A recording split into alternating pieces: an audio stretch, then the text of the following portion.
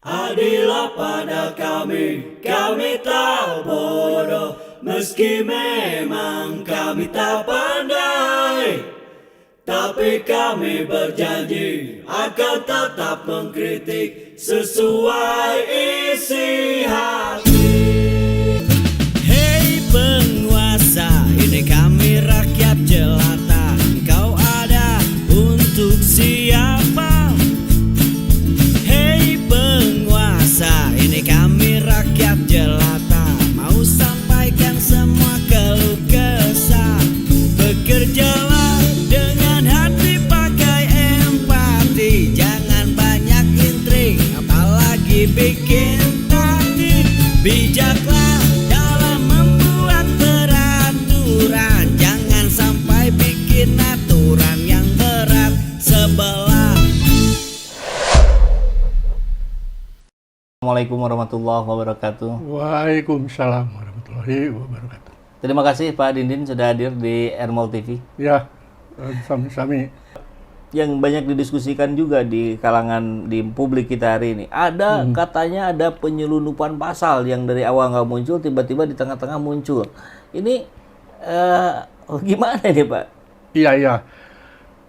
Sebetulnya begini ya, dari sejak awal kan gonjang-ganjing berapa tahun belakangan ini. Itu dari pihak pelapor pengadu yang menduga bahwa ijazahnya Jokowi itu palsu, itu kaitannya kan dengan pasal fitnah, ya kan? Dibalik dituduh balik itu fitnah karena saya punya nggak palsu kira gitu. Tadinya kan pasal fitnah gitu ya. Dan pasal itu kan ada di KUHP yang pasti ya. Nah sekarang tiba-tiba misalnya muncul pasal penyelundup yaitu 32, 35. Kenapa? Karena pasal itu kok bisa begitu tiba-tiba muncul ketika ada proses pemeriksaan pengaduannya Pak Jokowi. Di situ disebutkan pasal disebut quote and tooth penyelundupan itu. Apakah itu memungkinkan? Dalam praktek hukum ya mungkin saja. Artinya itu menjadi, apakah itu bisa juga menjadi wilayahnya penyelidik gitu untuk menambahkan? Bisa. Karena itu apalagi itu masih dalam penyelidikan. Ya kan? Masih dalam penyelidikan gitu. Jadi itu boleh mau pasal apa di istilahnya ya, diselundupkan. Masalahnya mungkin begini ya, narasi selundup ini maksudnya lebih kepada ini nih masalahnya. Sampai semana ya netralitas pihak penyelidik kepolisian dalam proses pemeriksaan ini, ya netralitasnya sampai sejauh mana? Jadi mestinya dia lebih bukan pasif dalam pengertian ini ya. Untuk hal-hal yang dirasakan oleh pelapor, mana yang pas dituduhkan, ya biar pelapor aja gitu. Ya kan, biar pelapor aja dia merasa seperti apa. Apalagi ini soalnya lebih kepada rasa ya. Kalau penghinaan, pencemaran nama baik kan soal rasa. Dia bisa juga menggugat ke perdata kok, bisa ya. Tapi masalahnya ini istilah penyelundup jangan-jangan ini memang muncul dari pihak penyelidik, ini jangan-jangan gitu ya. Ya mungkin menduga aja ke situ. Walaupun itu dari penyelidik itu sah-sah juga. Oh ya, tetap sah saja. Tapi maksud saya ya keberpihakan itu bisa dilihat dari situ. Makanya jadinya sekarang ya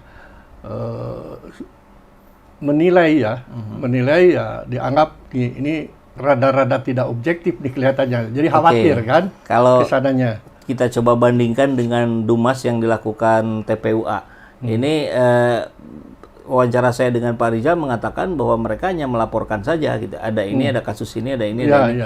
Tidak memunculkan pasal. Tapi ternyata pada laporan panggilan saksi pelapor itu udah muncul tuh pasal-pasal. Artinya pasal-pasal ini berarti sama juga muncul dari penyelidik, dari Bareskrim. Kalau Dumas kan memang kita tidak memploting pasal umumnya begitu ya. Pengaduan masyarakat kita hanya mengadukan kami dirugikan ini, kami merasa ada perlu yang Bapak selidiki dari pihak kepolisian, Bapak tindak lanjuti karena ini ada sebuah pelanggaran hukum titik di situ apa bla bla bla. Nanti dari bukti dan pelaporan itu ya pihak kepolisian yang akan mengkerucutkan bahwa oh ini kalau ini nih kenanya pasal ini, yang ini gitu ya. Nah itu di Dumas. Kalau di pelaporan biasa seperti Pak Jokowi langsung itu bisa maksudnya polisi juga bisa. Ya artinya tidak ada larangan polisi menerapkan pasal itu ya. Tapi dari pelaporan itu biasanya juga kita menduga saya telah dirugikan oleh si A dan saya dalam konteks pidana apa pasal yang pas untuk dikenakan misalnya kita juga bisa menyebut dan polisi juga di situ bisa berdiskusi. Artinya bisa aja, cuma masalahnya hening ya pasal penyelundup itu 3235 ya. Hening sekali sekian tahun tuh nggak pernah ada gitu ya. Tapi tiba-tiba pas masuk ini muncul, makanya dicurigai. Iya, kalau yang Pak Jokowi laporkan kan sejumlah pihak, katakanlah di situ ada Pak Rizal Fadila, Roy Suryo, Rismond, Dr. Tifa dan seterusnya. Ini apakah mungkin pasal yang dituduhkan pada pihak-pihak ini berbeda-beda atau karena dugaannya pencemaran nama baik maka harus sama semua pasalnya ke semua orang? Kalau ini sangat relatif ya menerapkan pasal ya, memang harus hati-hati ya. Bisa saja semua tergantung nanti dari saksi-saksi yang muncul, bisa tidak. Kalau saya melihat, kalau saya sepintas ya, kita kan dapat tuh dari medsos, dari ini segala macam lah ya, bahkan mulai dari TV juga sudah mulai muncul ya. Ini ada 2 klaster nih kelihatannya, ya kan? Ada 2 klaster. Ada satu klaster yang mengait dengan masalah ITE nih. Nanti apakah ini pas nggak pasal ITE yang disebut 3235 nanti kita lihat ya, kita bahas. Ada yang lebih kepada memang ujaran kebencian, lebih kepada fitnah. Ya kan? Nah, kenapa yang para ahli ini ya tidak mudah misalnya ya, ini ke depan itu harus hati-hati, tidak mudah terkena dengan pasal kebencian ini. Karena mereka menjalankan sebuah keahliannya, profesi keahliannya di bidang digital, di bidang IT. Ya, itu tidak bisa tidak mudah ujug-ujug disebut sebagai ujaran kebencian. Nah, nanti kita lihat ininya apa. Misalnya kita lihat ya dalam konteks apa yang diungkap oleh ketiga orang ini. Yang diungkap oleh ketiga orang ini adalah mereka mendapatkan satu barang bukti ya, bukti awal. Yang kalau tidak salah dari politisi PSI ya, Sandi. Dia dengan keahliannya mencoba menguji, meneliti, melakukan digital forensik itu, forensik dengan menurut versi keahlian dia, dan itu dilakukan penelitian. Karena keahliannya menemukan ini ada yang tidak beres. Menggunakan alat, menggunakan alat tentu. Dia juga menggunakan alat selain ilmunya ya. Oh ini ada yang tidak beres, ada yang nggak beres. Nah, apa itu ujaran kebencian? Menemukan sesuatu dan itu seorang ahli kan bukan? Tidak ujung-ujung harus dihubungkan ke situ. Nah, satu lagi sekarang, yang namanya misalnya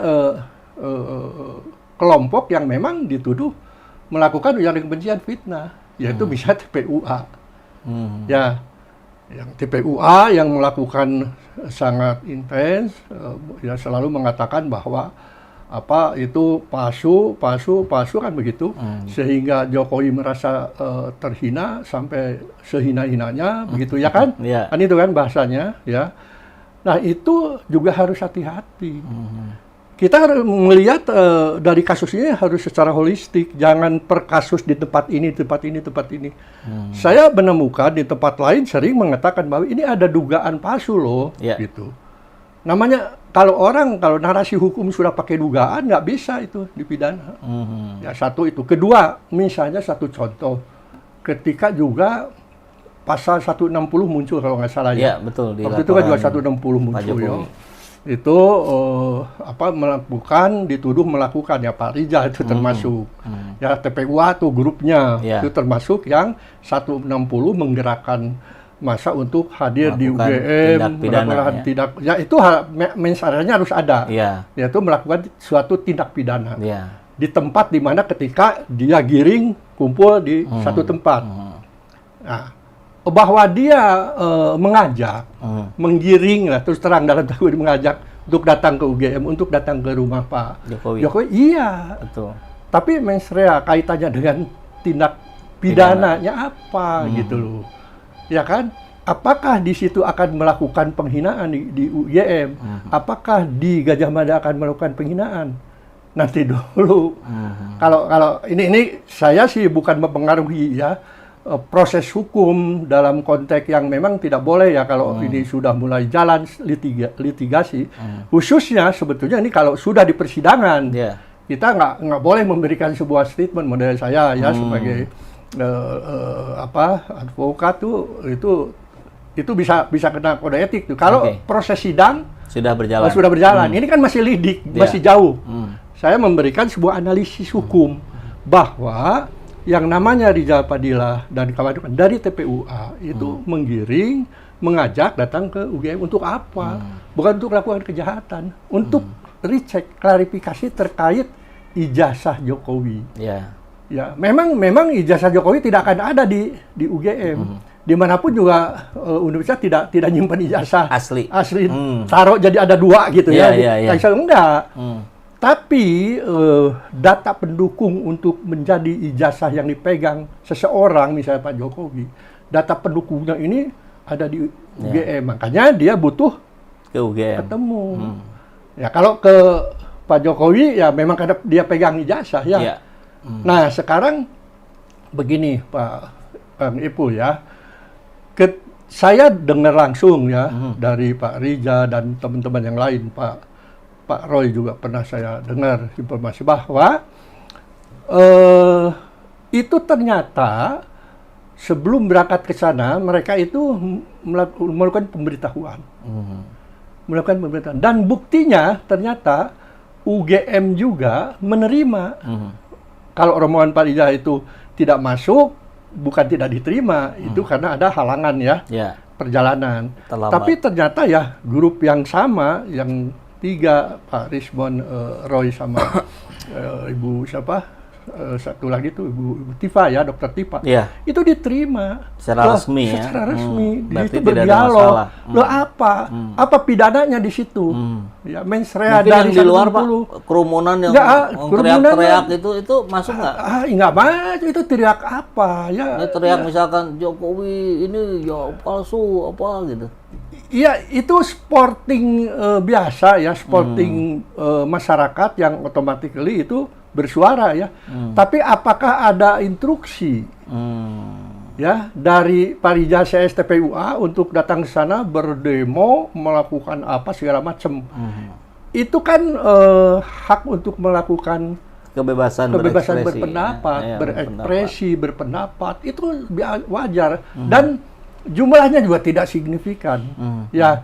Nah, kalau itu UGM merasa kehadiran mereka ini menjadi sesuatu yang sangat membahayakan, yang sangat tidak mengenakan, ngapain diterima? Coba kalau waktu itu UGM tidak terima, Jokowi tidak terima, ini masalahnya bisa lain juga gitu, kan? Tidak terima nih dua-duanya, kami keberatan, kami merasa ini, apalagi kalau masuk baru.